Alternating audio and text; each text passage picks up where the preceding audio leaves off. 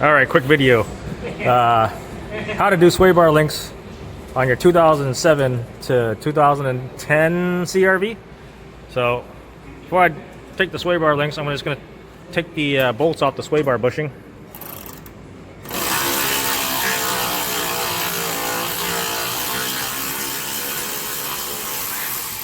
That's one. Oh no, not enough battery power. So I had to switch batteries because the battery died. And so take out the bolts for the sway bar bushings. Same thing on this side.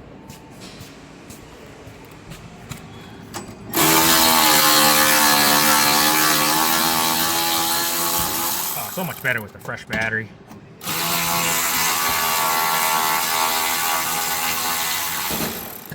So sway bar bushings are loose.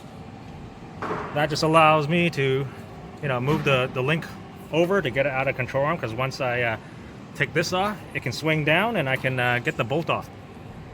Okay, so now that we got the sway bar itself loose, I like to use this pair of locking pliers. It just grips onto the back of the sway bar link here. If I can get a good grip on it. Hold on. Okay, so gunned it on. So basically this vice grip just grips around the back part of the sway bar link, and you can just gun the entire nut off. Okay, let me try to get this thing with one hand. Okay, maybe not. So now you can swing your sway bar down and then get the bottom nut off. And there you go. See, you got lots of room to gun off this nut. Put a pair of locking pliers on the back and you just gun that one off. And then, yeah, Bob's your uncle. So pretty simple to replace these sway bar links. Now I'm just waiting for parts to get here because they ordered me the wrong sway bar links. So now it's just a waiting game. But you get the point. Pretty simple. If you have this generation of CRV 2007 to 2010, 11, yeah, just unbolt the sway bar, like sway bar bushing. So now they're nice and loose. You can hang the sway bar lower, and then you can unbolt the nut, because you can't get it from here. You gotta get it from down here. So pretty simple. If you guys need to change your sway bar links on your CRV, this is how you do it.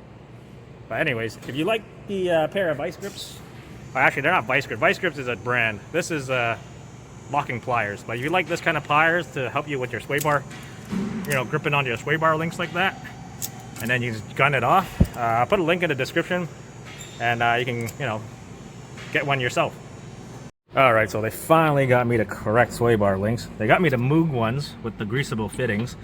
So before bolting this back up to here, install it on the sway bar links on both sides, or install it on the sway bar on both sides before you actually put one side of this on. Because once you put that on, you can't install it on the other side.